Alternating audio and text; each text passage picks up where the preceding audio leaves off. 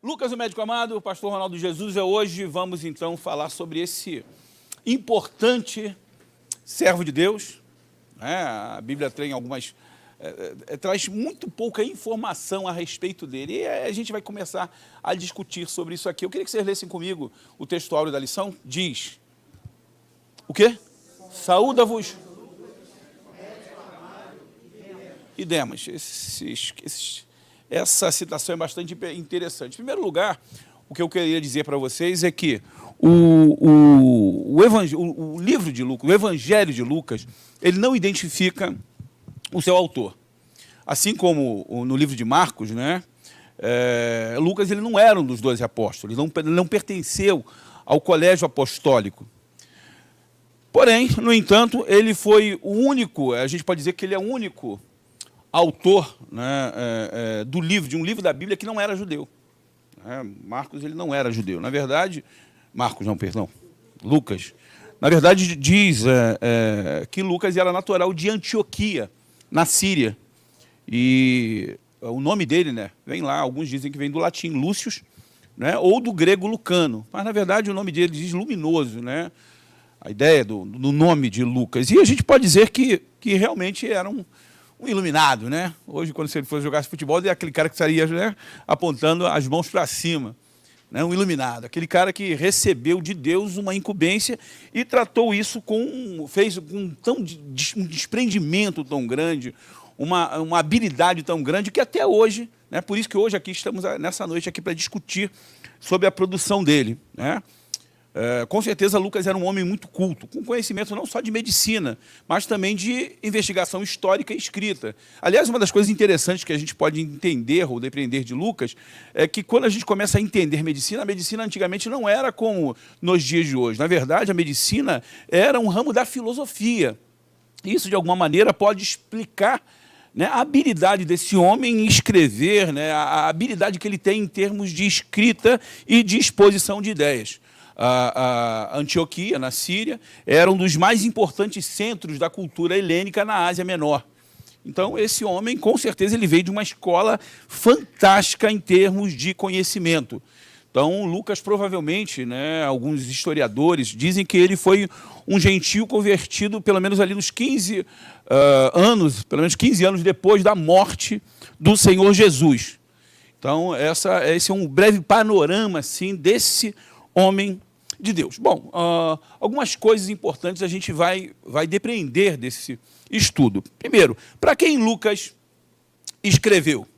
Se você ler os primeiros versículos desse evangelho, você vai verificar a seguinte passagem. Eu mesmo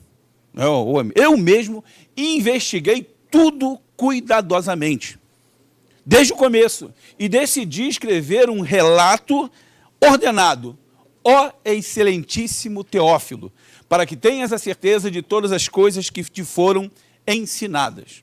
Então a gente vê que Lucas escreve para um homem, né? Um homem chamado Teófilo. Se você na verdade, comparar o livro de Lucas, o Evangelho de Lucas, e o livro de Atos, você vai ver que é só você comparar as linhas de abertura desses dois livros que você vai ver que os autores eles têm lá um estilo, é o mesmo autor, né? Eles têm o mesmo,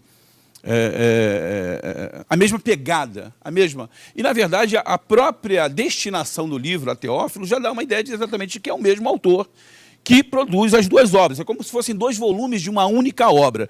Você sabe que o Evangelho de Lucas ele tem um enfoque sobre a pessoa de Jesus Cristo e o livro de Atos ele é baseado no ministério apostólico, ok? Então, a tradição desde os primeiros dias da igreja até os dias de hoje, né, foi de que Lucas, esse médico companheiro, né, próximo ao apóstolo Paulo, foi quem escreveu esses livros, dirigindo os dois a esse chamado excelentíssimo. E outra coisa interessante é que essa palavra excelentíssimo, ela era provavelmente ou possivelmente dirigida a um alto oficial romano. Essa palavra, essa citação, esse adjetivo excelentíssimo, ele era dirigido a era um tratamento usado para esses oficiais superiores. E o nome Teófilo, na verdade, é bastante interessante, ele diz, aquele que ama a Deus. Então, essa carta de Lucas, tanto de Atos, né, quanto o Evangelho de Lucas, destinada para um homem que amava a Deus. Mas não só para Teófilo, né? Também para todos os que, de alguma maneira, deveriam conhecer o Cristo, o homem perfeito. O Evangelho de Lucas é esse evangelho dirigido para os gregos, que apresenta Jesus como um homem perfeito, como a cultura grega era uma cultura antropocêntrica, que colocava o homem no centro das atenções. E por isso Lucas, então, ele tem essa pegada. Então, para quem Lucas escreveu, né, a gente sabe que ele escreveu, então, para Teófilo. Isso faria, então, essa escrita de Lucas, essa produção literária dele, torna o único gentio a escrever um livro das Escrituras. Então, um homem convertido a Deus, um homem que, inspirado pelo Espírito, a gente sabe que ele escreveu uma carta de 24 capítulos, né? Praticamente 25% da leitura do Novo Testamento, juntando os livros de Lucas e de Atos, é produção da pena de Lucas, né? da ele. E a gente entende que, dentre os 4 evangelhos, segundo os biblistas, né, os estudiosos da palavra de Deus, ele diz que esse livro, nós podemos atestar isso facilmente, é o livro que tem mais detalhes a respeito da vida de tudo aquilo que Jesus fez e ensinou. Né? Então, ele ordena isso de uma maneira muito clara, de uma maneira muito lúcida, para que a gente pudesse entender, né, através do relato de testemunhas vivas que ele procurou entrevistar, né, investigar, conhecer, trazer para nós os relatos de Jesus. Você vê que algumas passagens, a gente vai falar sobre isso mais apuradamente, algumas passagens do livro de Lucas só existem no livro de Lucas, né? Muito embora os evangelhos sejam sinóticos, algumas partes só estão ali em Lucas. Bom, eu vou colocar aqui uma contribuição que eu recebi agora à tarde, aqui do meu amigo lá, meus amigos Túlio e Eduardo Hoffman, que fala lá sobre as viagens, né, sobre Lucas como missionário. Lucas é, então, conhecido como historiador, como discípulo, né, e como missionário também. Eu estava brincando com eles ali agora, porque eles pediram à tarde que eu validasse esse mapa. E eu falei assim, Túlio, eu vou validar esse mapa por 3 razões. Primeiro, porque eu confio em você. A segunda, porque eu não entendo nada de geografia bíblica. Se você disser que Jerusalém está num lugar e Judéia está no outro, para mim é a mesma coisa, né? E a terceira, porque quando a gente mostra um mapa desse numa aula, né, dá assim uma impressão para as pessoas, para quem está assistindo, que a gente é o próprio professor de cátedra de geografia da Universidade do Cairo, né?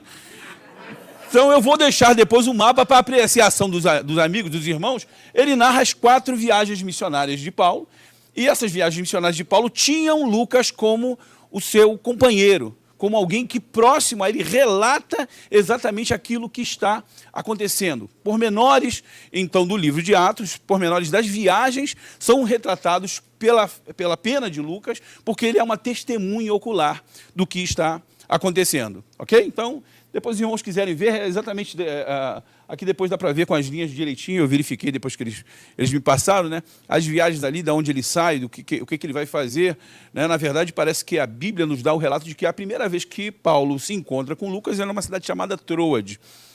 E após isso, né, ele se torna um companheiro fiel, participando de toda a história, indo com ele até Roma, onde depois nós sabemos, né, a tradição nos mostra que Paulo foi vitimado, foi, né, ali morto, ali, possivelmente, né, alguns dizem decapitado. Maravilha, vamos lá. Então a Bíblia diz que quando Paulo foi preso, Lucas acompanhou ele a Roma até para ser julgado. Então ele estava com Paulo em todos os momentos, até, por exemplo, quando o navio naufragou, está lá no relato de Atos, capítulo 28, versículo 16, ele participa de algumas situações. Isso faz de Lucas um dos discípulos assim, mais emblemáticos, a gente pode dizer, do Novo Testamento. Por quê? Em primeiro lugar, né, quando a gente fala sobre discípulos, uma coisa bastante interessante. Todo mundo é discípulo. Todo mundo.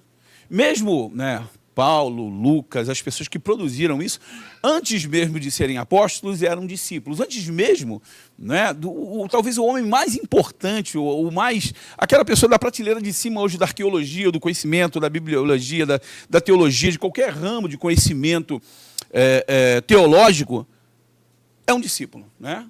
A gente vê aqui alguns mais adiantados, né? Outros no começo da fé, mas mesmo assim, a gente vai entender que mestre continua sendo discípulo. Então, uma das características principais de Lucas é exatamente que ele era um discípulo, e um discípulo fiel, né? Provavelmente nas suas viagens em Roma, até acompanhando até o final da vida de Paulo, Lucas teve contato com vários personagens marcantes ali, né, da história da igreja.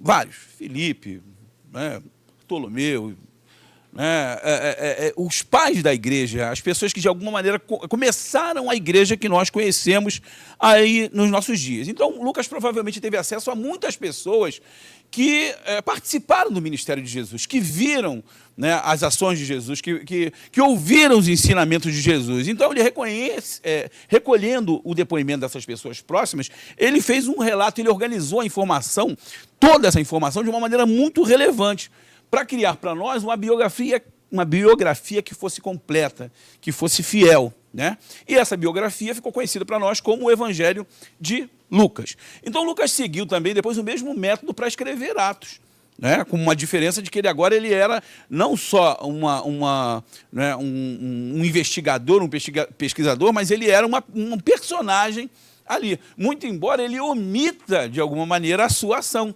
Isso é interessante também, a gente vai tentar entender esse aspecto depois, né? Isso mostra um pouco da humildade desse apóstolo.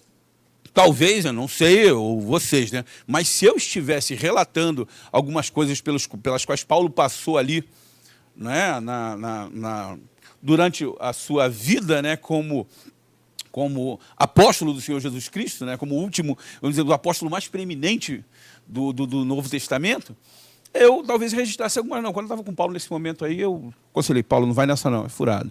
Eu estivesse escrevendo, né? Eu relataria algumas coisas que eu, né?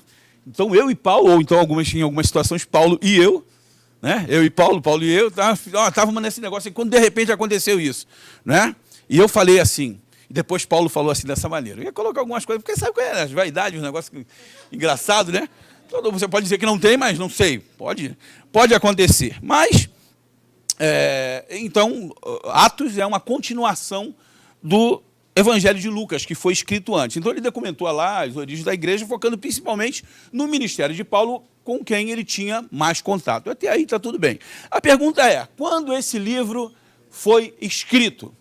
Né? Como possivelmente Lucas se tornou um apóstolo, como alguns historiadores dizem, 15 anos após a morte do Senhor Jesus Cristo, né? É bem provável que Lucas tenha escrito esse evangelho entre 56 e 65 depois de Cristo. Se você observar, né, 33 anos da morte de Cristo, 15 anos depois, 48, 8 anos de conversão já dariam a ele estofo, né, conhecimento, bagagem para ele conhecer o evangelho e se tornar esse historiador, né, que a gente conhece. Paulo estava, em determinado momento, durante a escrita desse livro, Paulo provavelmente estava preso, né? E como as narrativas de Lucas em Atos não mostram nem o seu não mostram o seu martírio, né?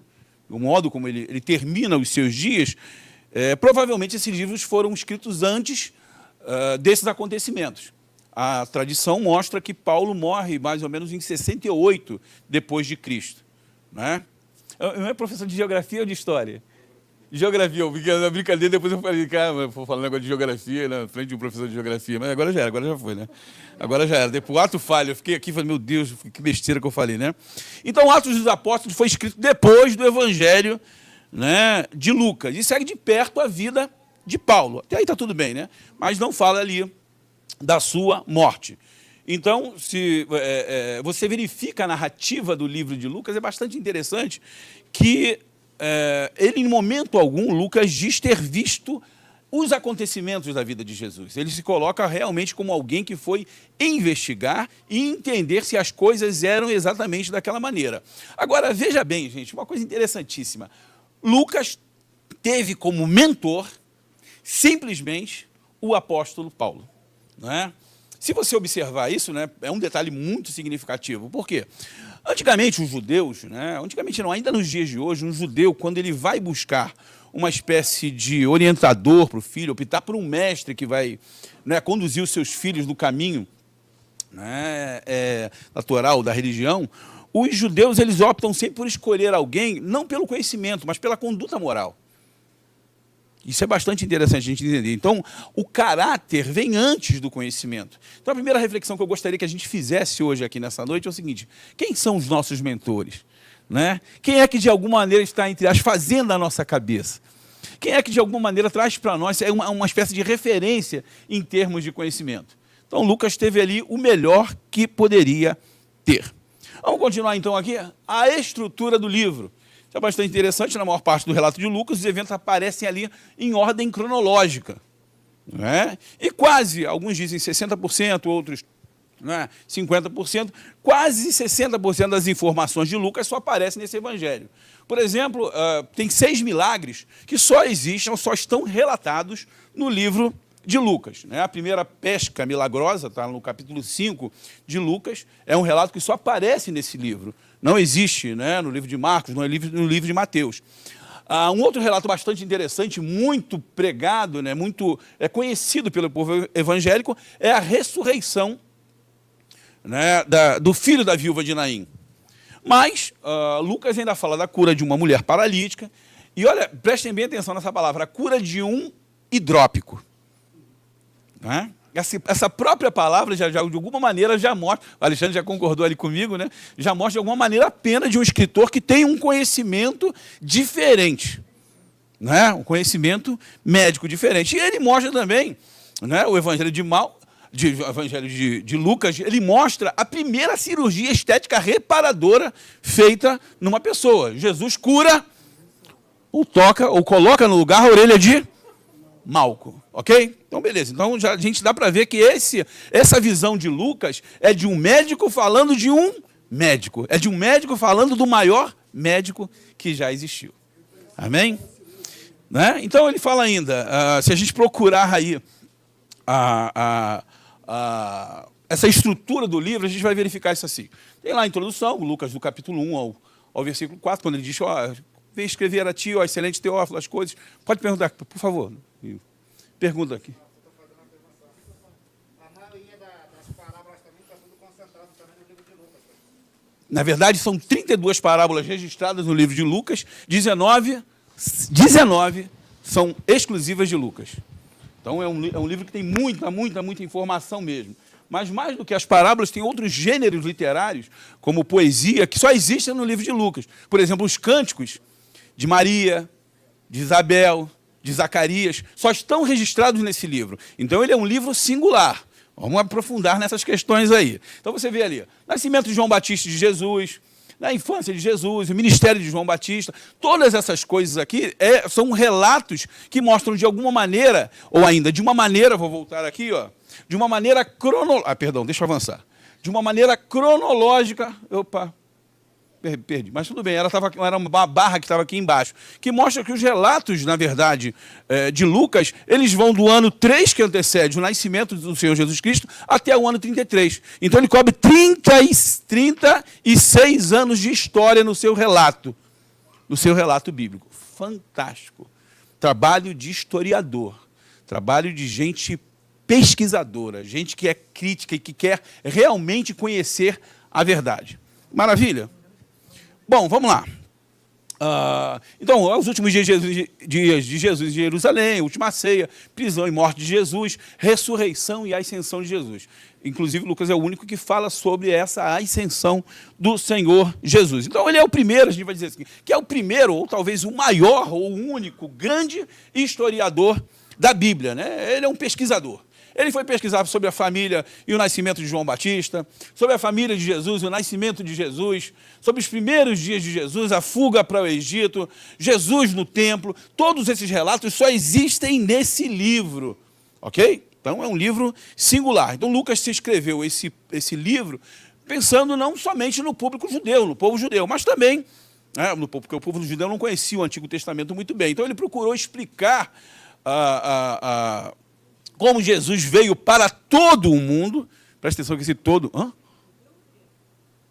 Não, ele escreveu para os gregos, ok, Ivana. Mas, ó, obrigado. Por isso que eu falei, pensando não no público judeu. Eu falei errado. Então não pensando no público judeu. Tá certo, meu amor? Obrigado, essa pessoa é uma pessoa maravilhosa. Essa pessoa, ela vem me notando há muitos anos, para você ter uma ideia, né? Muitos anos. Ela me repara há muitos anos, por isso que... Eu falei errado, então. Então ele não fez pensando no público judeu. Tá bom? Porque, para pensar no público judeu, inclusive, depois a gente vai ver as questões de genealogia e tudo que mostram exatamente isso. Então, na verdade, Jesus, ele veio para todo mundo. Assim como João 1 diz, veio para o que era seu, mas os seus não receberam, mas a todos que o receberam, deu-lhes o poder de se tornarem filhos de Deus. Então, Lucas escreve para todo mundo. Muito obrigado, meu amor. Obrigado, gente. Para geral. Essa mulher é uma mulher atenciosa, é uma mulher de muito bom gosto. Né? Lucas, na verdade, não queria nos ajudar a entender a mensagem do amor. É isso que eu queria dizer. Obrigado, meu amor. Então, assim como os outros evangelhos sinóticos, Mateus e Marcos, o propósito desse livro é revelar o Senhor Jesus Cristo. E tudo, a Bíblia diz, o relato de Lucas, tudo que ele começou a fazer e a ensinar até o dia em que foi elevado às alturas. Na verdade, eu posso dizer que esse ensino, ou essa citação de Lucas, transcende, né, a questão simplesmente temporal. Porque hoje, ainda nós estamos estudando tudo aquilo que Jesus fez e ensinou. Então, o Evangelho de Lucas é único a expor tudo isso numa ordem muito meticulosa. Ele fala uma exposição em ordem. Isso, com certeza, é compatível com a mente de um médico, né? Pelo menos a gente imagina isso, né?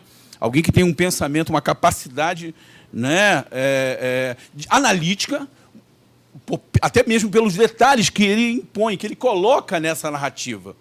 Até aí está tudo bem, gente? Tudo tranquilo? Tem problema? Tiverem perguntas complicadas, tá ali os nossos, né, doutores da lei ali para responder. Vai, Alex. Pelo que o senhor falou aí, a doutora Ivana, na verdade, não foi o objetivo, mas serviu para os judeus. Porque por volta do ano 60, começaram a surgir evangelhos apócrifos.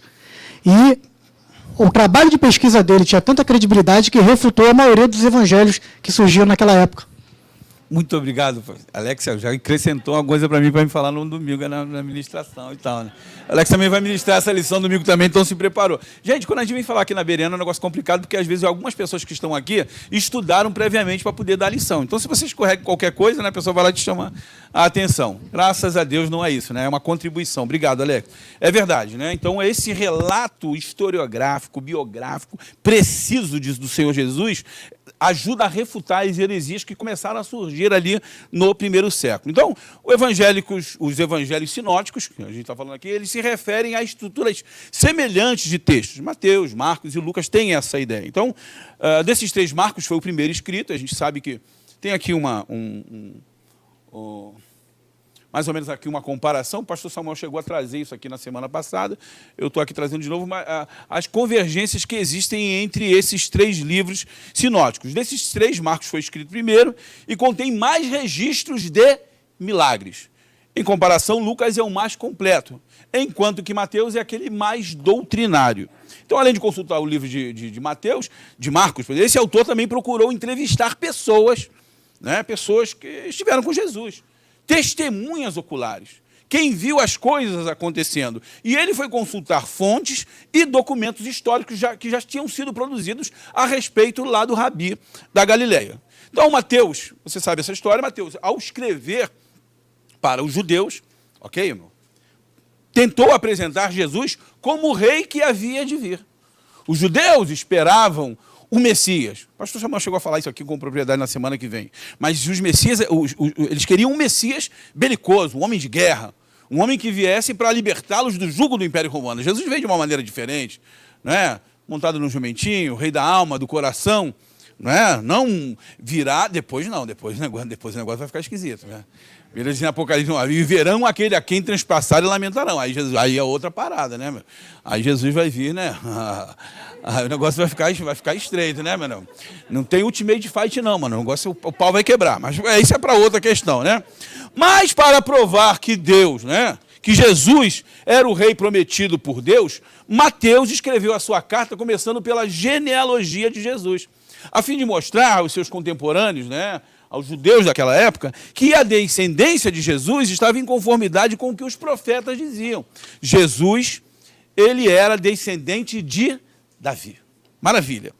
Marcos, que escreveu ao Romano, teve por intenção já apresentar Jesus como o servo perfeito. É bastante interessante que na narrativa de Marcos, muitas vezes você vê assim, logo, a ideia da urgência, daquele servo que é prestativo e que é responsivo, que atende rapidamente à demanda de um senhor. É claro, Marcos vai apresentar isso para os romanos. E não vai apresentar para os romanos algum outro senhor, porque não há um outro senhor que não seja, entre aspas, César. Ok? Então, Marcos tem por intenção apresentar Jesus como o servo perfeito. Por isso faz todo sentido, inclusive, na narrativa de Marcos, ele começar a sua carta mostrando que Jesus aceita ser batizado pelo discípulo, por João Batista. Por sua vez, Lucas ele tem uma pegada diferente. Ele quer apresentar Jesus como o homem perfeito. Como eu te falei no começo, a cultura grega era antropocêntrica, isso é, colocava o homem no centro de tudo. E por colocar o homem no centro de tudo, Lucas faz da sua narrativa, ou coloca a sua narrativa, no sentido de referir-se a Jesus sempre como o filho do homem. Ao usar essa expressão, Lucas está dizendo para a gente, né? Primeiro, confirmando a natureza humana de Jesus, né? Sendo filho do homem, né? Filho de peixinho, mostrando o seguinte, né? Esse cara, como homem, ele tem autoridade para resgatar, porque ele sofreu como homem, não como Deus. Sofreu como homem, não como Deus. Como Deus seria fácil. Como Deus rejeitar ou se opor ao inimigo no deserto após 40 anos, fácil. Fácil, como Deus. Como homem, não. Mas tem uma coisa bacana que Jesus, né? Jesus nos dá sempre um evangelho de possibilidades. Ele diz que nós podemos fazer coisas tão grandes ou tão maravilhosas. Eu creio nisso. Eu não tenho ainda, talvez a minha fé não tenha sido exercitada a esse ponto. Mas eu creio que tudo que Jesus diz é verdade. Tudo que ele nos coloca é verdade. E nós temos, então, o poder de nos tornarmos como ele. De vivermos como ele. De andarmos como ele andou. Ok? Maravilha. Glória a Deus. Vamos lá, gente. Então, a narrativa de... Uma coisa interessante, né? Outra coisa que a gente pode dizer é que Lucas ele era um historiador, alguém assim extremamente polido, alguém que tinha um conhecimento do grego que não existia, pouco comum à época. Somente pessoas que tivessem realmente acesso a estudos privilegiados poderia ter. Na verdade, grandes estudiosos dizem que nem os escritos de Paulo em termos do grego, em termos da cultura grega, são tão... se assemelham em termos de estilo, de apuro literário, né, de habilidade escriturística aos produzidos por Lucas. Dizem que só, talvez, hebreus. Ok? Uma coisa é nós lermos eles hoje na língua portuguesa, com a tradução que já nos é familiar, mas eu estou dizendo em termos de originais. A palavra, as expressões que ele usa, dizem que, né, alguns estudiosos dizem que pelo menos 250 palavras que Lucas utiliza não são encontradas em nenhum outro lugar das Escrituras. Ok? Avançando. Então, esse livro é chamado, na narrativa de Lucas, a gente vai entender que esse é o livro mais belo escrito por uma pessoa. Na verdade, eu vou dizer um negócio para vocês interessantíssimo. Há uns 20 e poucos anos, sei lá, não, antes da gente casar, Ivan, há quase uns 30 anos, mais de 30 anos, eu li um livro fantástico sobre a vida de Lucas. Um livro chamado Médico de Homens e de Almas. Não sei se alguém já ouviu, já leu. Vale a pena ler. Não tem como você não ler e não se emocionar. É a narrativa de Lucas escrita por uma autora americana chamada Jeanette Taylor Caldwell. Livro que vale a pena. E mais ainda, gente, vou fazer uma promoção para vocês. A promoção eu vou colocar na Bereana de graça, porque ele já existe. Vou colocar no Tesouro, Vaninho. De graça, vale a pena. Vale a pena, vale muito a pena ler. Eu descobri a semana que é um tipo de livro de obra que já se tornou público, de domínio público. Ok? Então vou fazer isso. Me lembra, Divani, para a gente colocar. Vale a pena, gente, ler. É o tipo de... Já viu aquele livro que você leva para o banheiro? Eu tenho essas coisas, né? Pô, desculpa aí, gente. Pô. Mas tu leva para qualquer lugar. É isso. Você lê de cabeça para baixo, de baixo para cima, você não larga. Pois é, mais ou menos por aí. Então, um livraço. Vamos lá, gente. 0800, né? Beleza. Então, Lucas começa contando pra gente, né? Vou dar uma bobeira, né? Contando sobre os pais de Jesus, o nascimento do seu primo, João Batista, a viagem de José e Maria a Belém. Quer dizer, ele tem uma narrativa muito interessante, né? Como Jesus lá na manjedoura, a genealogia dele, de Cristo, através de Maria. Lucas começa o livro dele já narrando duas histórias paralelas.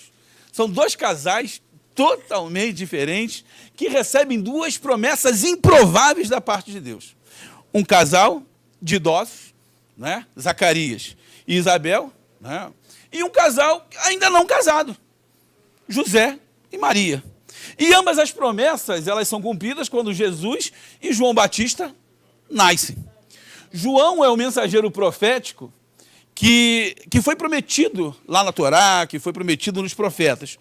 Aquele que irá preparar Israel para se encontrar com seu Deus, segundo a promessa de Amós 14. Prepara-te, ó Israel, para te encontrares com teu Deus. Enquanto Jesus é o rei messiânico que vai trazer o reino de Deus para nós, o reino de Deus para Israel e a bênção de Deus sobre todas as nações, como Deus tinha prometido lá para Abraão. Essa bênção de Deus que chegou para nós aqui. Amém? Então o livro tem sua história contada entre o ano 3 e o ano 33. Estava aqui, ó. Entre o ano 3 e o ano 33 a.C. A régua não, mas as figuras eu peguei do Testemunho de Jeová. Me perdoe. Me perdoe, gente. Me perdoe. Só as figuras, Jesus, só as figuras. Peguei dos TJ lá. Como figura não é heresia? Figura não é heresia. Eu vou dar um spoiler logo. Se alguém não, a imagem bonita vai procurar, não vai encontrar, tá? Não vai encontrar. Vou falar logo, porque tem que ser verdadeiro. Tem que ficar esse negócio de coisa não, tá certo, pastor? Né? Eu brincando com o Eduardo Hoffman, né, lá de São Paulo, dizendo o seguinte, né? Quando ele postou o mapa lá, eu falei, pegou esse mapa lá, o Eduardo Hoffman é um cara que faz os mapas bíblicos aqui, um trabalho espetacular, ele e o Túlio estão produzindo isso, geografia bíblica, é um tipo de ferramenta que vai estar dentro da fábrica do conhecimento. Aí eu brincando com ele, porque Eduardo pega a fonte dele lá nos mapas dos Mormons, né? Depois ele vai lá e dá uma... Aí ele riu, o Cacacau, falei, tudo bem, mas mapa não dá para botar heresia, não dá para botar heresia, não é? A figura também ali não, né? Porque eu tenho certeza que alguém falou, eu já vi esse livro lá na Sentinela, né? Já vi aquele Jesus ali na Torre de Vigia, né?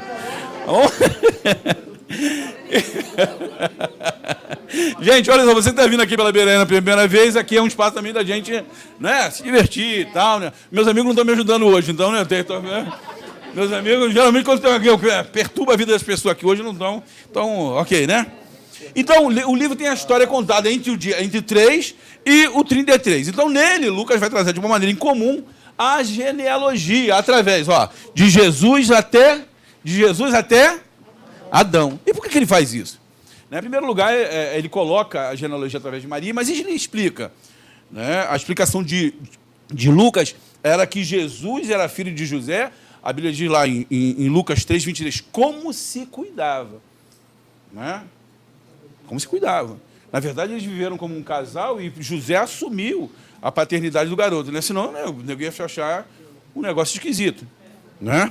E Jesus também não se dá a revelar como filho dele quando é pequeno ainda. Né? Pensou Jesus brincando de esconde-esconde quando é pequeno? Escondeu mesmo, ninguém achou. Né? Então, não tem isso. Né? Então, a explicação de Jesus... A explicação de Lucas. No relato de Lucas, Jesus é esse rei messiânico que trará a bênção da salvação de Deus, não apenas para Israel, mas para todos os povos. Por isso que ele leva a genealogia até Adão, porque Jesus, sendo descendente do homem, ele, na sua humanidade, seria aquele que Gênesis diz, que da semente da mulher surgiria um que esmagaria a cabeça, aí, fala negócio de esmagar a cabeça de sergante, os crentes pentecostal fica logo, né? Fica logo nos remontaráveis, né? Pois é, esmagaria, é isso que nós esperamos. Né? É isso que nós queremos. Jesus esmaga a cabeça. Aliás, a Bíblia diz, o Deus de paz, em breve, esmagará Satanás debaixo dos nossos pés. É o que cremos. Né? Tem as músicas, Satanás debaixo do meu pé. Ainda não está, não. Ainda não está, não. Canta, mas não se alegra muito, não. Mas vai. Oi, uma dúvida, por favor. Sepúlveda, peraí, faz a pergunta aí. Calma. Fica nervoso, não. Se perguntar muito, eu vou espirrar. E se eu não souber, eu vou espirrar. Vou espirrar mesmo. A paz do Senhor, boa noite para todos. Pastor Ronaldo, a dúvida que o senhor está falando aí de Jesus, Adão, quanto tempo tem aproximadamente de Adão até o nascimento de Jesus? Cara, eu acredito, me pegou. Desde Adão, acho que uns 4.000 anos. A cronologia diz que é mais ou menos 4.000 anos. Não é? De Adão, pô, tem Abraão, pô, é muita coisa, é muito tempo. É muito tempo. Mas eu tenho um negócio engraçado que eu me lembrei aqui agora, que é o tipo de pergunta que, né, que tira dúvida, mas não tira, sabe, não satisfaz a gente não, né? Não é verdade? Me lembrou a história do cara que perguntou para mim assim, né, na aula de nós, ficou medindo, perguntou, irmão, quanto media a barba de Arão? Eu falei 1,5 metro. Ele está com essa informação até hoje. Porque se eu falasse para você, 4.000, 5.000, depois eu procurava você no reservado, mas eu tenho certeza que é isso. Né? Mas eu falaria isso. Vai, chega.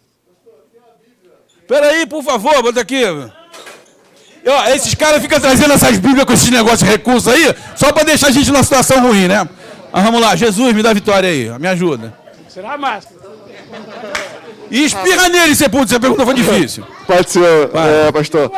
Tem uma Bíblia da NVI, né, lançada, em ordem cronológica, muito interessante. Eu tenho. E ela começa em torno aí de 4 a 5 mil anos antes de Cristo, por aí mesmo. Maravilha, glória a Deus. Não foi achado em falta, né? E essa Bíblia, ela começa com Jó. Ela começa com Jó. É o primeiro livro escrito. É bastante interessante que eu li um ano, todo ano eu tento ler a Bíblia numa versão diferente, ou pelo menos 2 vezes. Essa Bíblia começa com, é engraçado que ela começa com Jó.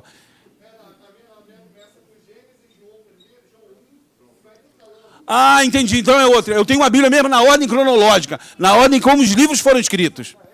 Então, até o Novo Testamento, ele é escrito de maneira diferente também. Os livros são posicionados de uma maneira diferente, mas é outra versão. Já perguntou. Essa Bíblia que ele está lendo é a versão Novo Mundo das Escrituras. Não sei se alguma coisa. Brincadeira, estou brincando. Novo Mundo da Escritura do Testemunho de Jeová, tá, gente? Por favor, né? Não vai nessa, não. Não vai nessa, não. Maravilha, deixa eu continuar aqui, gente. Então, Lucas, ele destaca de maneira única, e a gente vai entrar em algumas questões aqui. Lucas destaca de maneira única as implicações sociais, né, da missão de Jesus. Lucas, quando narra Jesus na sinagoga, eu queria que vocês lessem comigo Lucas capítulo 4, versículos dos 18 ao 19 e depois o 21. Todo mundo conhece esse versículo, já ouviu falar sobre ele, é bastante interessante, mas vamos ler juntos aqui para a gente poder participar.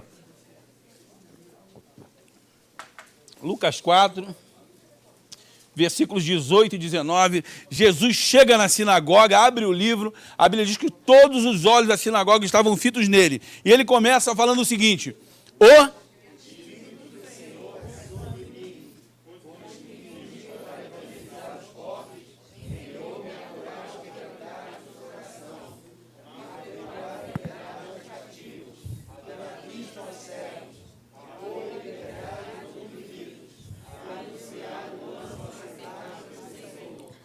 maravilha, né? Jesus traz liberdade, isso é libertação. E essa libertação que Jesus se refere ao ler o livro é uma prática antiga do ano do jubileu, relatada lá em Levítico, capítulo 25, está aqui o Evandro Paulo, que não me deixa mentir, foi ele que me deu essa fonte, essa redação.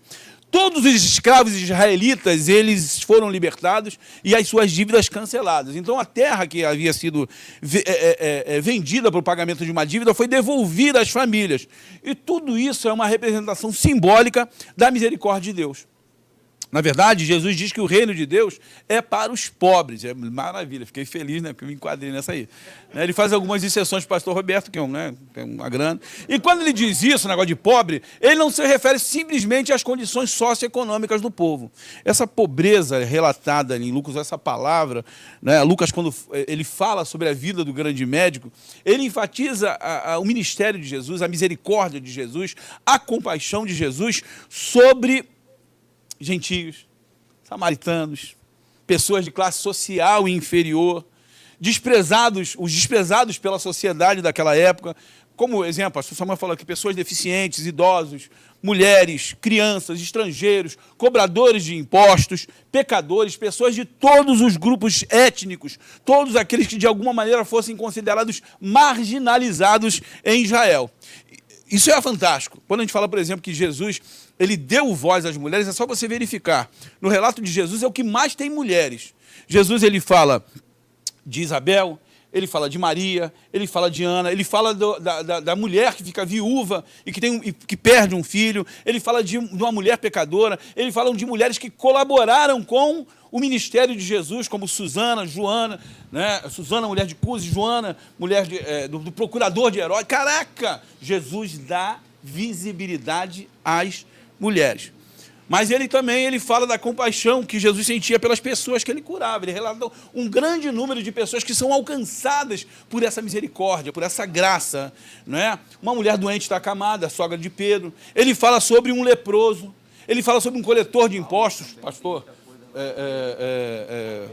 Pastor Samuel falou aqui na semana passada sobre Mateus, mas tem um relato mais fantástico ainda sobre outro coletor de impostos aqui em Lucas, né? O tal do Zaqueu. Então, Lucas ele nos mostra como Jesus reveste circunstâncias de vidas e de escolhas erradas. Jesus mostra essas pessoas encontrando com o Senhor e tendo a sua vida modificada, como a minha vida foi, como a sua vida foi. Cara, é por isso que a gente se identifica ao ler esse evangelho, a gente sente a graça de Deus inundando a vida da gente, né? Então, no relato de Lucas, como a missão de Jesus atrai muitos seguidores, Jesus faz um negócio assim extremamente provocativo. Em primeiro lugar, ele numa clara alusão às 12 tribos de Israel, ele também pega 12 caboclos para poder fazer os caras líderes, né? E ele narra ali, lá no evangelho de Lucas, também está em Mateus, ele faz uma narrativa ou ainda um manifesto do reino. Todo mundo já ouviu falar sobre isso, do chamado Sermão da Montanha, que mostra uma inversão nos nossos sistemas de valor. Em tudo aquilo que a gente, ou, entre aspas, ou tudo aquilo que o mundo acredita. Jesus ele fala sobre generosidade radical. Lucas, no seu evangelho, narra essa liderança servidora do Senhor Jesus. Lucas ele fala da pacificidade, ele fala do perdão, ele fala de devoção profunda e sincera, sem nenhum tipo de hipocrisia religiosa. O evangelho de Lucas é incomum. Lucas, inclusive, é o único autor que apresenta as doenças como um sinal dos últimos dias. Detalhe que não é percebido nem nos outros livros, nem de Marcos, nem de Mateus. Se a gente tem Covid hoje aí, essas coisas todinhas, já estava lá em Lucas. Lucas já descrevia isso, que a gente teria isso no final dos tempos. É, o final dos tempos. Acreditem, gente. Acreditem. Eu acredito que nós somos a última. Eu acredito, cara. O negócio está muito esquisito, mano. Muito esquisito, muito. Está muito feio. Está muito. Esse negócio que tem... Hoje, eu não sei se alguns souberam disso, foi até pouco divulgado, e Ana falou, o tal do Silence Day, para não tocar em negócio de redes sociais, para não entrar. Eu tentei fazer isso, mas a gente deveria ter outras iniciativas como essa, porque hoje até a nossa voz estão tentando calar. Sabe? O negócio está muito esquisito, muito difícil. Muito difícil. As nossas liberdades individuais. Esse fato de a gente estar de máscara e tal, papapá, ok, fica em casa. Gente, tem coisa por trás disso aí, que não é só a questão da preocupação com a saúde coletiva. Ok? Então, gente, fica atento, que o negócio está esquisito.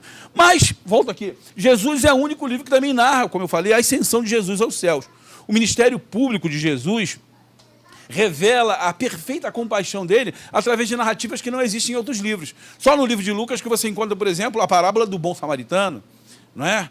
De Lázaro e o rico, não é? Do filho pródigo. Tudo isso só é relatado no livro de Lucas. Ok? Enquanto muitos acreditam que esse amor sem nenhum tipo de preconceito, que ultrapassa todos os limites humanos, muitos acreditam nessa pregação de Jesus, né? Especialmente, a gente pode dizer, os líderes religiosos se opõem a isso. Enquanto as pessoas, os seguidores de Cristo, eles são convidados a entender o custo do discipulado. Quem quiser vir após mim, negue-se a si mesmo, tome a sua cruz e siga-me. Os inimigos de Jesus, os detratores de Jesus, estão pensando numa outra possibilidade da cruz. Não uma cruz, né, do caminho, ou do discipulado, ou da negação de si mesmo, mas da cruz que irá crucificar esse Messias. A cruz que vai vai ser o desfecho da traição, do julgamento, da condenação. Essa cruz que o leva a ser morto, que o leva à sepultura, mas que não consegue prendê-lo. Essa cruz que não... A ressurreição de Jesus continua sendo para a gente, ainda nos dias de hoje, a mensagem mais clara, que Jesus continua a buscar e salvar o que se havia perdido. Então, lá, Lucas, o médico, Pastor escreve... Ronaldo, Oi. o senhor falou nesse tópico, o senhor falou duas coisas importantes. Primeiro, sobre as mulheres, e segundo, falou muito de graça. Em Lucas a gente encontra uma coisa que eu até confrontei com alguns padres católicos. No capítulo 1, versículo 28, quando o anjo Gabriel vai falar, anunciar o nascimento de Jesus, ele chama Maria de agraciada ou favorecida, dependendo da versão. E os católicos não chamam assim, eles chamam cheia de graça. Mas na Bíblia, em todas as versões, está favorecida ou agraciada, que é muito diferente do que cheia de graça. Cheia de graça é o que estava no ventre dela, não ela. Ela é uma mulher igual às outras, tinha, claro, foi escolhida pela seu caráter, etc., para se cumprisse a profecia, mas ela não é cheia de graça, ela é agraciada, como está aqui em Lucas 1, 28. Maravilha. Alex tem autoridade, Alex foi coroinha da Igreja Católica. Foi mesmo, não é brincadeira não, foi mentira. Foi mesmo, foi coroinha da Igreja Católica. Foi mesmo. Não estou brincando não, Aliás, Alex é meu consultor para assuntos de religião de todas as áreas. Alex, tudo que pensar de comida de outra religião, Alex já comeu também. Bateu o tambor. Vai fazer uma pergunta? Por favor. Falou em comida, o filho dele já começou a chorar lá. Pegando o gancho do que o pastor Alex disse, é muito interessante porque o anjo Gabriel busca Maria lá em Nazaré, né? Uma região discriminada, uma região, né, ruralizada, pobre, esquecida, na verdade, e ela, na verdade, ela aceita, né, o convite a algo que Zacarias ele duvidou. Quando o anjo se apresenta para Zacarias, ele duvida, e ela não. Ela se apropria daquela condição. E por quê? Como as profecias do Antigo Testamento já estavam afirmando que o Messias viria, ela simplesmente cata, ela recebe aquilo ali, sendo uma pessoa agraciada por conta disso. Ela recebe aquela situação. E no caso de Zacarias, fazendo um comparativo justo, mas Zacarias ele já duvida e perde até a sua fala por conta disso. Só queria fazer um adendo nessa situação. Então, as curas miraculosas que acontecem ali no Evangelho de Lucas, na verdade, a gente pode dizer que são 13 distribuídas em 11 dos 24 capítulos. Em algumas delas, nós encontramos pessoas, por exemplo, com deficiência, que são curados, cegueira, paralisia. Outro alvo bastante interessante dessa ação de Jesus no livro de Lucas é uma mulher que, por 12 anos, sofre uma espécie de sangramento transvaginal, a mulher do fluxo de sangue. E essa mulher que se arrastava há 12 anos, ela é curada quando o Senhor Jesus se dirigia à casa de Jairo.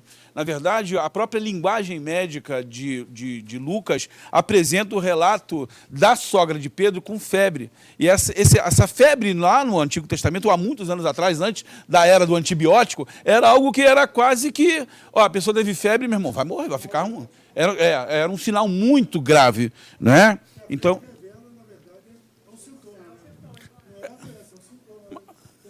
É verdade, mas hoje, por exemplo, a gente, quando fala em febre, você está com febre, a gente, vamos tomar um antitérmico aqui. Às vezes, uma coisinha pequena a gente consegue resolver. Naquela época era um negócio muito mais complicado. Então, por ser médico, Lucas ele tem a facilidade, de alguma maneira, de mostrar aos leitores detalhes, assim, mais detalhes, dos males que afligiam essas pessoas de uma maneira mais assim pontual, e também o modo como o Senhor pontuou a cura. Para você ter uma ideia, essa cura da sogra de Pedro, por exemplo, é pontuada por Mateus e Marcos dizendo que ela teve febre. O relato de Lucas já ela teve muita febre. Depois, gente, procura ver como é que tem diferenças entre um relato e outro, E tem mais rebuscado, ok, Deixa eu colocar aqui as curas milagrosas aqui de Jesus aqui. Depois, gente, esse material está à disposição para a gente pesquisar depois. O tempo, às vezes, é muito curto para a gente falar de cada uma das coisas que eu estou olhando aqui, já faltam 25 minutos para a gente terminar. E ainda falta bastante coisa, né? Graças a Deus, né? Depois, como é que você pega esse elefante e bota dentro do elevador, tu não sabe, né? Fala de 50 minutos, né? Difícil, mas vamos lá. Quando ele fala que Jesus curou um leproso, é bastante interessante. Mateus e Marcos falam um leproso. Lucas coloca um homem coberto ou com um corpo coberto de lepra. E diz lá os léxicos, né, do grego, que diz que, na verdade, quando ele fala sobre isso, ele fala de outras doenças. Além da tal da lepra, ele tinha outras doenças de pele. Imagina, né? A epiderme do cara lá cheia de erisipela, cheia de um monte de coisa, né, esquisita aí. Quando diz, por exemplo, que ele cura um homem da mão ressequida, Lucas ele fala mão direita. Ele especifica, né? Hoje em dia, né? Às vezes você vai no médico, né? O cara você dá onde? Aqui, o cara tá nem olhando para você, né? Tá nem olhando para onde. Dá onde? Você tá falando, doutor, tô aqui, e o cara psicografando, né? Mandando você ir lá comprar o remédio que vai dar Deus me perdoe, mas é verdade o que eu estou falando, é isso mesmo, né? Então, olha só, gente, várias curas. Várias curas. E ainda, vamos lá, Jesus lá em Cafarnaum, como eu dizia, eu vou ter que botar a velocidade, né? E eu ia falar... Esquece. E ainda, em Cafarnaum, libertou de demônios um homem na sinagoga.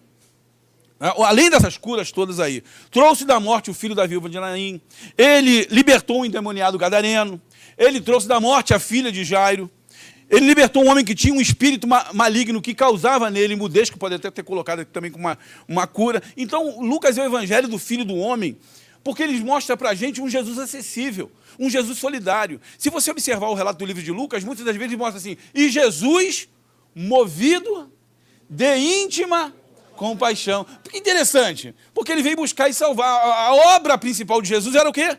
A salvação da nossa alma. Mas Jesus se interessa também pela mazela do corpo. Não é? Jesus é o médico dos médicos. Glória a Deus, né? Então, no registro de Lucas, o pastor Beto falando, o mal espiritual e o mal físico. No registro de Lucas, a gente tem um Jesus que está muito próximo de nós, um Jesus que se compadece de nós, né? Um Jesus que nos ama, que quer nos ver bem. E tem alguns outros versículos que são bastante interessantes, né? Eu queria, antes de qualquer coisa, falar desse tema base aqui, dessa coisa que é interessante, que essa é o tema base do livro de Lucas. Jesus... o livro de Lucas, a gente pode dizer que ele se baseia nessa passagem, de Lucas capítulo 19, versículo 10. Na narrativa de Lucas, Zaqueu, você sabe disso, um publicano, era um cobrador de impostos do Império Romano, o pastor Samuel explicou isso brilhantemente na semana passada, por conta do seu ofício, ele era odiado pelos seus compatriotas, mas mesmo contra a vontade de toda aquela turba que chamava Jesus de pecador, Jesus escolhe comer com aqueles com quem ele considera pecador. E Cristo responde a esses caras, olha, veio salvação a essa casa. Veio salvação a essa casa, porque esse também é filho de Abraão. Porque o filho do homem veio buscar e salvar o que se havia perdido. Não é? Cara, meu irmão, aí, eu queria estar lá, mano. Queria estar lá. Outros versículos merecem destaques aqui. Né? Essa aqui não é a questão de Jeová, não, tá? Isso aqui não. Já vou deixar bem claro, essa aqui eu peguei... luteranos, do portal do luterano. Né? Irmão, aí cheio de imagens heréticas e tal. Né? Por favor. Então vamos lá. Outros relatos de Lucas que merecem destaque. Lucas 2, capítulo 4, versículo 7, você sabe. José também subiu da Galileia, da cidade de Nazaré, de Judéia, para a cidade de Davi, chamada Belém, por ele ser da casa e família de Davi, a fim de se alistar com Maria, ela estava grávida, né? E falando da passagem onde Jesus... Gente, o que seria de nós do Natal se não houvesse o relato do livro de Lucas? Né? Tudo que a gente sabe sobre, tudo como a gente pensa, está no livro de Lucas, coisa linda. Que não teríamos cantatas? Meu Deus! Lucas 3,16. Não tivemos. Lucas 3,16, disse João a todos, eu, na verdade, vos batizo com água, mas eu venho que é aquele que é mais poderoso do que eu, que eu não sou digno de desatar-lhe as correias, as correias das suas sandálias. Ele vos batizará com o Espírito Santo e com fogo. Lucas, capítulo 18, versículos do 31 ao 33, fala sobre a resolução de Jesus ir a Jerusalém. Tomando consigo os doces, disse-lhe Jesus, eis que subimos para Jerusalém e vai se cumprir ali tudo quanto está escrito de mim, por intermédio dos profetas, no tocante ao Filho do Homem. Ele será entregue aos gentios, escarnecido, trajado e cuspido. E depois de aceitar, tirarão-lhe a vida. E ele ressuscitará no terceiro dia. Lucas 23, versículos 33 ao 34, quando chegaram àquele lugar Calvário, né, Calvário no original caveira, ali o crucificaram, bem como a outros malfeitores, um à direita e outro à esquerda. Contudo, Jesus dizia: Pai, perdoai-lhes, porque não... Olha, nesse capítulo, nessa narrativa do capítulo 23 de Lucas, tem uma outra passagem que é fantástica, que só está relatada ali. Jesus, na agonia do jardim de Getsêmani, sofre um processo, a medicina explica isso, em que ele sua gotas de sangue. Só para ter título de curiosidade, que isso não vai mudar a vida de ninguém, mas chama-se de hematitrose. Ok? Não coloque o nome do seu filho desse negócio, porque isso é uma coisa feia. Mas Lucas coloca isso lá no seu evangelho. E, por último, né, a ressurreição. No primeiro dia da semana, alta madrugada, foram homens, crianças, idosos, foram elas, as mulheres, levando os aromas que haviam preparado, e encontraram a pedra removida no sepulcro. Mas, ao entrarem, não acharam o corpo do seu Senhor. Ele não está aqui. Ele ressuscitou. Ele ressuscitou. Né? Cara, pastor Roberto, eu já falei, eu quero aprender uns traquejos de uns... Sabe, aquelas coisas de pá, fazer uns... O povo vibrava. Tem umas coisas que eu falei, cara, se eu tivesse, eu dava um glória. Eu tivesse no lugar, mas vamos lá. Então, como um gentio, a gente vai entender, vou fazer uma pergunta ali. Você pode fazer a segunda pergunta ali. Vai lá e vai dar um tosse nele lá, Sepulveda. Ele assim, pegou a cota do outro ali. Na verdade, queria fazer até um adendo em relação ao nascimento de Jesus, né, que Lucas é o único a detalhar o nascimento de Jesus quando era menino, né, e tal. E isso, graças a Deus, nos faz uma defesa de fé contra o relato do Alcorão, que relata que Jesus, quando era criança, transformou o barro em passarinho e tal. E ali Lucas mostra que Jesus não fez nenhuma maravilha quando criança, né? Ele só começou o ministério quando foi batizado em João Batista. Pô, caraca. Pô, essa é profunda. Essa aí é maneira, mano. Essa é bacana. Vamos lá, gente. Então, como um gentio... Valeu, obrigado, querido. É fantástico esse negócio, é verdade. Né? O livro, quando ele diz que ele detalha, ele coloca os acontecimentos em ordem cronológica e tudo, é nesse sentido de colocar a verdade a serviço do reino. Lucas coloca isso de uma maneira que as pessoas não pudessem combater, porque ele trata de um Jesus numa perspectiva histórica. Olha só, o relato de Jesus, de Lucas, é tão interessante que ele fala de Tibério, ele fala sobre o que estava acontecendo no Império Romano. Ele dá uma linha de tempo para a gente poder se guiar. A história de Jesus não acontece de maneira aleatória. Surgiu do nada e foi para lugar nenhum. Não, ele está ali. Ó. Isso aconteceu. Você pode ver no registro. Né? Aconteceu assim, houve um alistamento. Né? Caraca, houve uma matança de... Tudo está lá. Tudo que existe, tudo que Jesus falou, tudo que Jesus fez e ensinou está lá. Pastor? Né? Tudo que ensinou não, né? O Se irmão... fosse escrito tudo que ele fez, não caberia livro no mundo, né? Mas vamos lá, Divanei. Então, em Lucas 2,52 fala dessa questão processual de Jesus, tanto em estatura, conhecimento, graça e tudo mais. A ideia que se tem do Evangelho de Lucas é de alguém muito preocupado com o receptor da mensagem. Então, assim, a gente não tem muitos detalhes sobre Teófilo, mas, de alguma forma, se ele era um recém-convertido ao Evangelho ou não, o fato é que isso demonstra um pouco da preocupação de Lucas com aquele que recebia a mensagem. Então, talvez por conta disso, essa riqueza de detalhes. Quando o senhor falou sobre a questão da narrativa de João Batista, você vê que ali logo na sequência tem como se fosse a ponte clara entre o vínculo de João Batista com a questão de Jesus, dele ser alguém que vai, a própria lição número 1, né, de ser o precursor do ministério de Cristo, o que não tem nos outros evangelhos. Marcos, de fato, é algo muito acelerado. Então, assim, a minha ótica acerca disso daqui é exatamente isso. Lucas, ele entende perfeitamente qual é a necessidade do receptor da mensagem. Agora, o porquê eu não sei, mas... Boninha, só você perceber, na verdade, como um gentio, as referências que Lucas faz no Antigo Testamento são muito poucas. Na verdade, ele não está escrevendo ali, né, para um judeu, para um religioso preocupado. O que ele está escrevendo ali, ou na maioria, a gente pode dizer, na maioria das referências do Antigo Testamento que Lucas fala, elas estão na boca de Jesus. É Jesus que está dizendo. Né? Então Jesus ele usou o Antigo Testamento, a Bíblia relata, para se defender dos ataques de Satanás, né, na tentação no deserto, para identificar-se como o Messias prometido.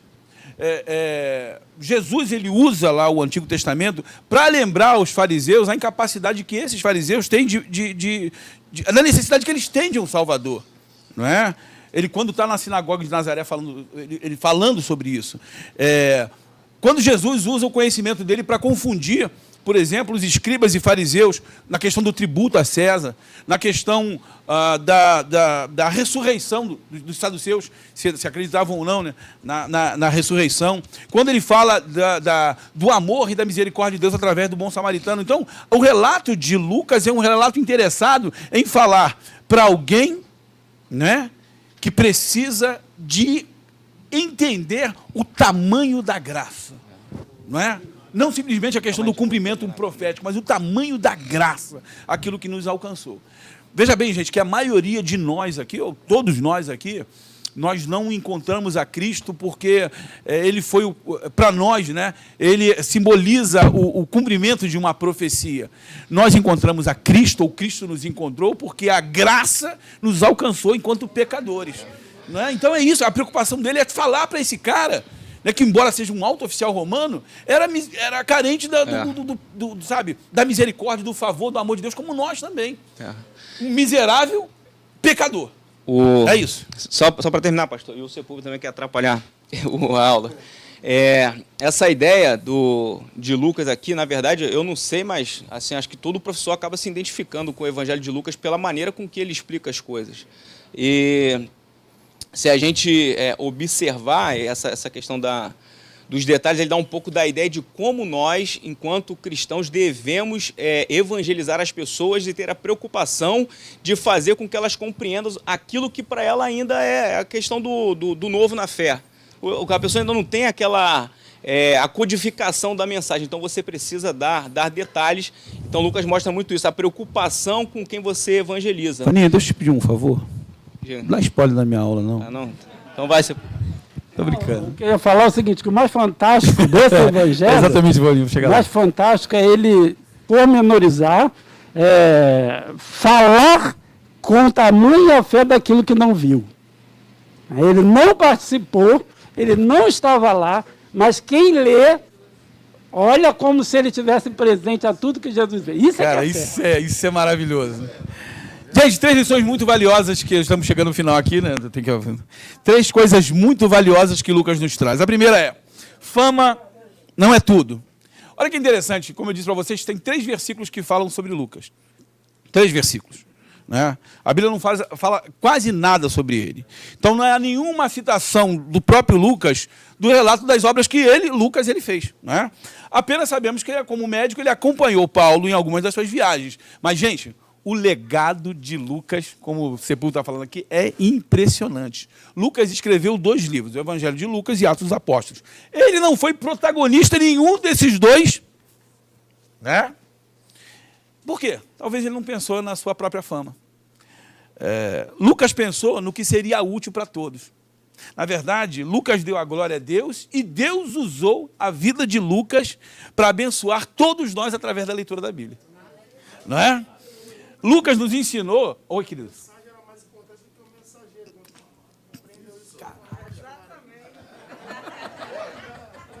Depois dessa aqui eu vou embora, né? Na verdade, Lucas... O Vaninho estava falando aqui, eu disse não dá spoiler, Vaninho, que é o seguinte. Lucas nos ensinou que é possível a gente administrar a nossa profissão, a nossa carreira profissional, aquilo que a gente faz com o chamado do Senhor Jesus.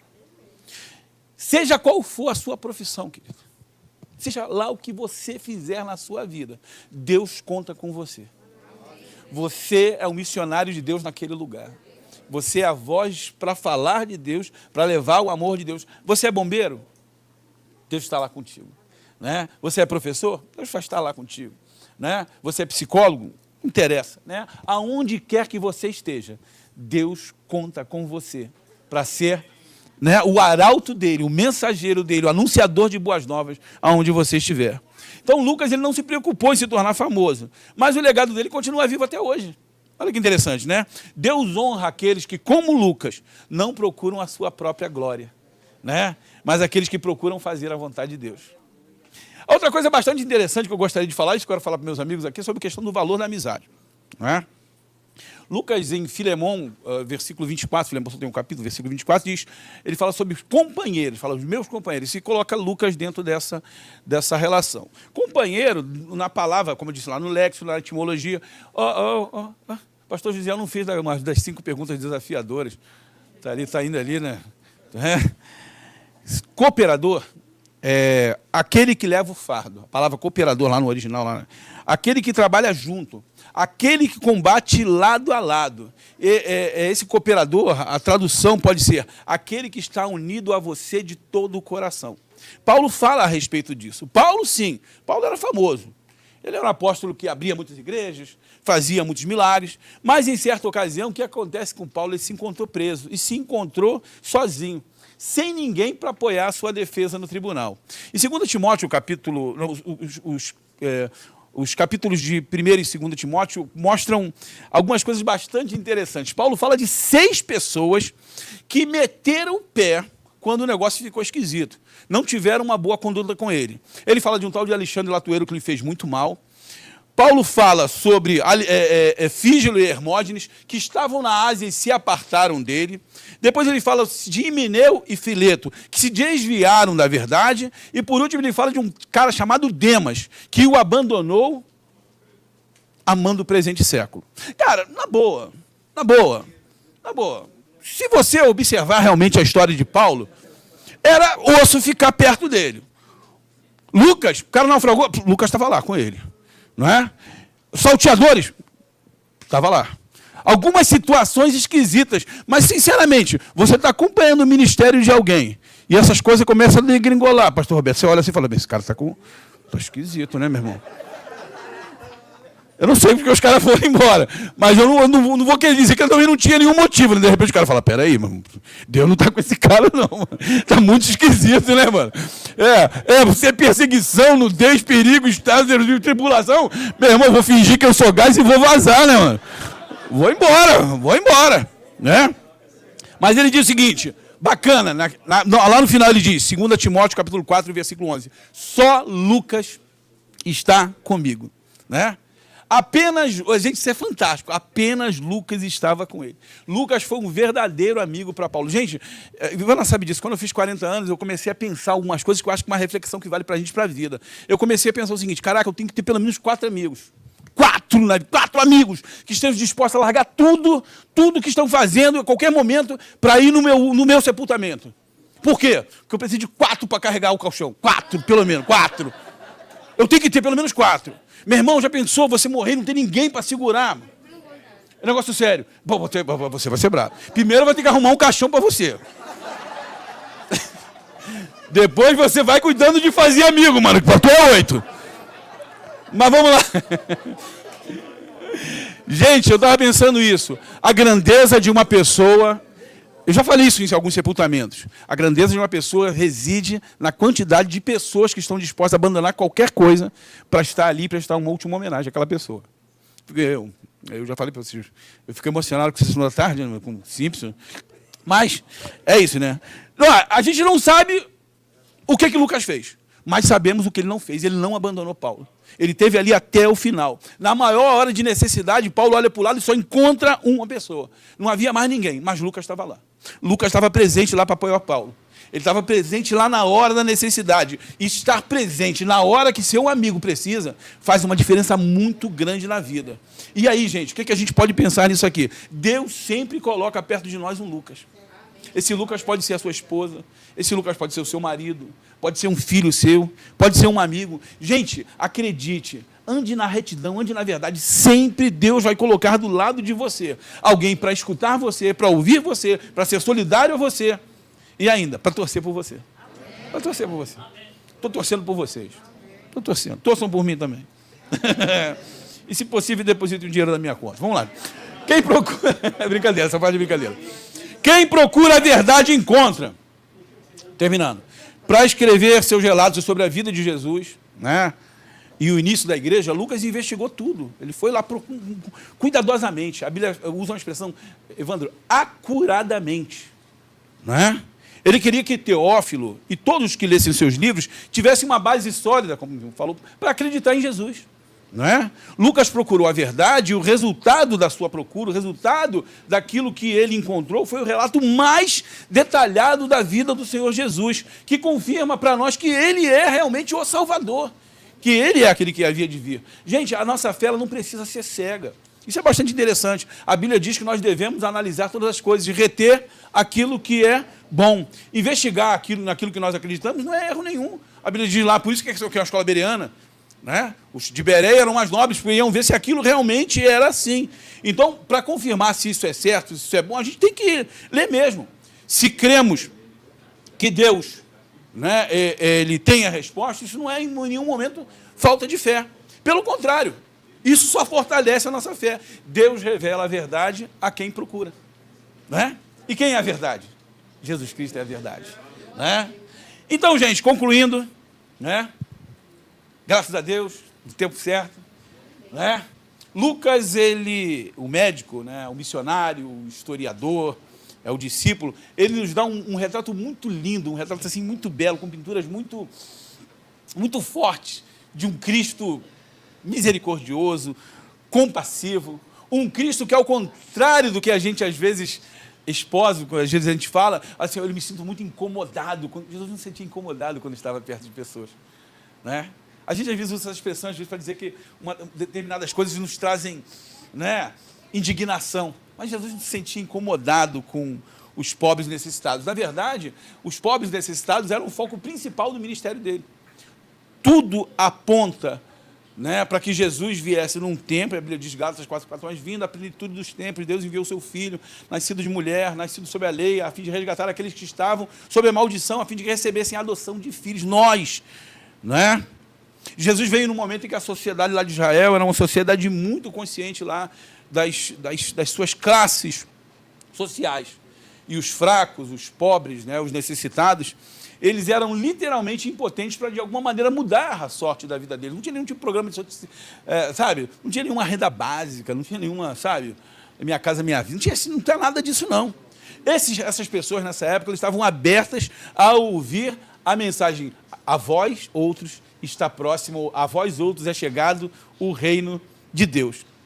E essa mensagem de Jesus, essa mensagem que Lucas, né, relata a respeito da vida de Jesus, deve ser a mensagem que também deve, de alguma maneira, tocar nas nossas vidas. Nós, de alguma maneira, também precisamos de levar essas mensagens para as pessoas que desesperadamente precisam ouvi-lo. Divanildo estava falando, em qualquer lugar, em qualquer profissão, não é? Em qualquer situação, para todas as pessoas, não importa a condição social delas, não importa o status que elas ocupem na sociedade, não importa nem se essas pessoas estejam, né, em países ou em situações relativamente cômodas, talvez especialmente, né, até por causa disso, é que a necessidade espiritual dessas pessoas seja ainda mais intensa. Tem algumas pessoas que, na verdade, creem que o ter, né, é mais importante do que o ser. E algumas dessas pessoas depois descobrem um grande vazio existencial, porque conseguem entender depois que não adianta ter tudo, né, se não Cristo não estiver dentro dela. Né? Não vai valer a pena. Não é? Então, nós, como cristãos, devemos seguir esse exemplo do Jesus que Lucas narra ali no seu evangelho. O Lucas que leva a salvação para os espiritualmente pobres e necessitados. Eu me lembro muito disso, assim, quando a minha mãe não tinha muita cultura, mas ela usava muito, são pobre de espírito, né? Falava como se fosse um insulto, né? Antigamente era comum, não era só minha mãe, algumas pessoas são pobres, porque não entendia isso. Pelo contrário, né? Pelo contrário, é uma virtude isso, né? O reino de Deus é pior, né? Espírito de pouco, né? O reino de Deus está próximo. Gente, o tempo está ficando cada vez mais curto para nós. Desculpa eu falar aqui um negócio interessante. Eu tenho uma... Ivana esteve comigo, né? No primeiro dia do ano, uma tia minha, 70 anos, estava tomando café com outras duas tias, né? Já também de idade já, mas ela saiu para comprar um pão. Ela saiu, assim, saiu de casa. Diz que era em frente à casa o lugar onde ela ia comprar. E ela saiu até descalça, foi o relato. E ela saiu descalça, ela foi atropelada. Foi atropelada por um traficante do local onde ela mora. e o cara jogou, ela quebrou, teve fratura exposta, faleceu. Faleceu no primeiro dia do ano, com planos, conversando na mesa, brincando, falando coisas. Foi atropelado e morreu. E ficou ali, ninguém nem pôde nem né, prender o cara, porque o cara é armado e tudo, falou, não, pode deixar que eu pago. Olha só, pode deixar que eu pago. Acho que fala. Você vê que a gente está vivendo um momento assim muito difícil. Ele não pode nem ser Deus, cara, irmão, Deus cuide dele, é isso que eu falo, né? Deus cuide dele. Mas vou fazer, a nossa vida é nada, cara. A pessoa cheia no primeiro dia do ano. No segundo dia, eu e Ivana estávamos lá, né, acompanhando lá o sepultamento. O primeiro dia do ano, a pessoa rompe, né, passa um ano difícil como esse que passamos, cheio de esperança para um outro ano. Cara, a nossa vida não é nada. Então, gente, a gente tem que entender uma coisa. Jesus, Lucas, ele não foi apenas um discípulo no tempo de Jesus, mas ele foi um discípulo de Jesus, a tempo e fora de tempo. E Jesus, ainda hoje, ele continua procurando gente como Lucas. Ele procura gente como eu, como você, que continue procurando estar perto dele, ser discípulo dele, viver como ele, se tornar parecido com ele dia a dia, até que seja dia perfeito. Até que a gente, né, como diz a 1 João 3,2, ainda não sabemos o que havemos de ser, mas sabemos que quando ele se manifestar, seremos semelhantes a ele, porque assim como ele é, o veremos. Então, Lucas era um ser humano assim como eu, como você, mas se tornou alguém especial, porque se colocou nas mãos daquele que realmente é extraordinário e a quem devemos toda a honra e toda a glória. Deus abençoe a vida de vocês. Deus abençoe.